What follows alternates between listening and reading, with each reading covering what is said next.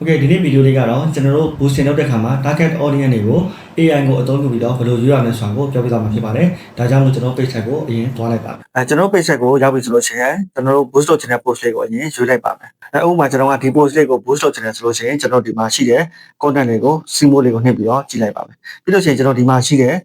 content တွေကို copy ကူးလိုက်ပါမယ်။ copy ကူးပြီးဆိုလို့ရှိရင်ကျွန်တော်ဒီနေရာမှာ ChatGPT ကိုသွားလိုက်ပါမယ်။ ChatGPT ကိုရောက်ပြီဆိုလို့ရှိရင်ကျွန်တော်အနေနဲ့ intro လေးအရင်ရေးပေးလိုက်ပါမယ်။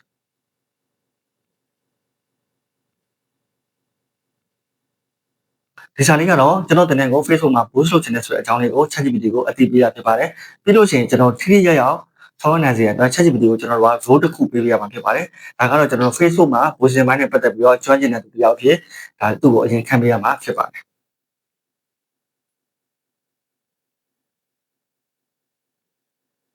ဒီလိုခံပေးခြင်းအဖြစ် ChatGPT အနေနဲ့သူကဒီ Facebook marketing နဲ့ပတ်သက်ပြီး professional role တစ်ခုကိုရသွားတာဖြစ်တဲ့အတွက်သူ့အနေနဲ့အကြံပြုလာတွေကလည်းပုံမှန်ကျွန်တော်တို့ဒီတိုင်းမေးထားတဲ့စာရင်ပို့ပြီးတော့အကျိုးရှိပြီးထိရောက်ပါတယ်။ဒါကြောင့်မို့ကျွန်တော်တို့ကဒီ role လေးကိုထပ်ပြီးတော့ပေးတာဖြစ်ပါတယ်။နောက်တစ်ခုကတော့ကျွန်တော်တို့ Facebook မှာ boosting လုပ်မယ်ဆိုလို့ရှိရင် ChatGPT အနေနဲ့သူကဆက်တဲ့ keyword တွေကိုတော့ interest တွေ behavior တွေ channel တွေကိုတော့ရွေးပေးတာရှိပါတယ်။ဒါပေမဲ့တချို့ keyword တွေ boosting tool ထဲမှာပါတဲ့ keyword တွေမပါတာကိုတစ်ခါလေမှကြုံရတတ်ပါတယ်။ဒါကြောင့်မို့ဒီလိုမျိုးလေးတွေမဖြစ်အောင်ကျွန်တော်အနေနဲ့ထပ်ပြီးတော့စာလေးကိုထည့်ကြည့်ပါမယ်။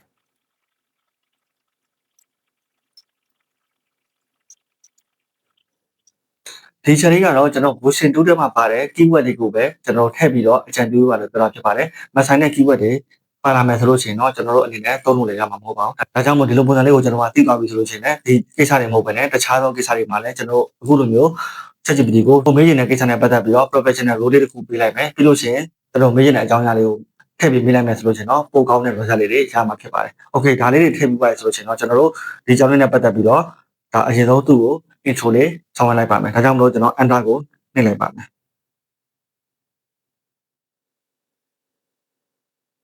Okay ဒါလေးကတော့ကျွန်တော် ChatGPT ကိုကျွန်တော်ဖြစ်ချင်တဲ့အရာလေးကိုအရင်ဆုံး test ပေးလိုက်တာဖြစ်ပါတယ်။ဒီထဲကမှကျွန်တော်ကပြန်ပြီးစစ်ထုတ်မယ်ဆိုရင်ကျွန်တော်ခုန copy ကူးလာတဲ့ content တွေကိုပြန်ထည့်ပေးလိုက်ပါမယ်။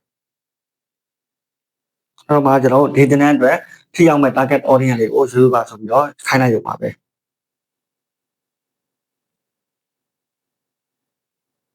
ဒါဆိုရင်ကျွန်တော် copy ကူးလာတဲ့ကိုယ့်ရဲ့ post content လေးနဲ့ပြန်ပြီးတော့ခိုင်းလိုက်ပါမယ်ပြီးလို့ရှိရင် enter နှိပ်လိုက်ပါမယ်ဒါဆိုလို့ရှိရင်တော့ကျွန်တော်လိုချင်တဲ့ target audience တွေကို ChatGPT ကနေပြီးတော့အကြံပြုပေးတော့မှာဖြစ်ပါတယ်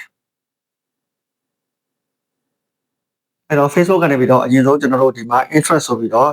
အကြံပြုထားတာရှိပါတယ်ဒီ keyword လေးတွေကိုကျွန်တော်တို့ကကျွန်တော်ရဲ့သင်တန်းမှာ target audience ဖြစ်ဒါကျွန်တော်သုံးလို့ရပါတယ်နောက်တစ်ခုအနေနဲ့ဆိုလို့ရှိရင်ကျွန်တော်ဒီနေရာမှာ behavior ကိုထပ်ပြီးတော့အကြံပြုထားပါတယ်ကျွန်တော် page admin တွေမကြာခဏဈေးဝယ်မှုတဲ့သူတွေဒီမှာ small business owner တွေစသဖြင့်ကျွန်တော်အနေနဲ့ဒီ keyword တွေကိုသုံးပြီးတော့ target audience ကိုရွေးလို့ရပါသေးတယ်နောက်တစ်ခုအနေနဲ့ကသူက secondary content အနေနဲ့ကျွန်တော်ဒီမှာ audience တွေကိုလည်းထပ်ပြီးတော့ရွေးပေးထားပါတယ်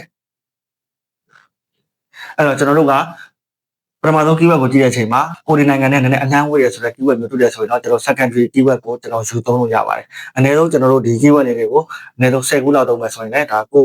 boost အတွက်ဒါအဆင်ပြေပါတယ်ပေါ့နော် okay ဒီပုံစံလေးကတော့ကျွန်တော် ChatGPT ကိုအသုံးပြုပြီးတော့ကိုလိုချင်တဲ့ target audience တွေကိုဘယ်လိုရွေးရမလဲဆိုတာကိုညှောက်ဝေပေးကြတာဖြစ်ပါတယ်ဒီနည်းလမ်းကိုသိသွားပြီဆိုရင်လည်းကိုလုပ်ငန်းမှာမဟုတ်ပါဘူးကိုကတခြားသောလုပ်ငန်းတွေကကိုအကြံတောင်းနေဆိုရင်လည်းကိုအနေနဲ့ advice plan လုပ်ပေးနိုင်မှာဖြစ်ပါတယ်အရန်ကိုထိရောက်ပြီးတော့အကျိုးရှိပါတယ်တကယ်လို့ကိုကဒီနည်းလမ်းလေးကိုသိပြီးသွားရဆိုရင်တော့ကြော်သွားလို့ရပါတယ်တကယ်လို့ကိုကဒီနည်းလမ်းလေးကိုခုမှသိရဆိုရင်တော့ကိုဒီ boosting ထိုးတဲ့နေရာမှာဒီလိုပုံစံလေးနဲ့စမ်းကြည့်ပေးလို့ရပါတယ်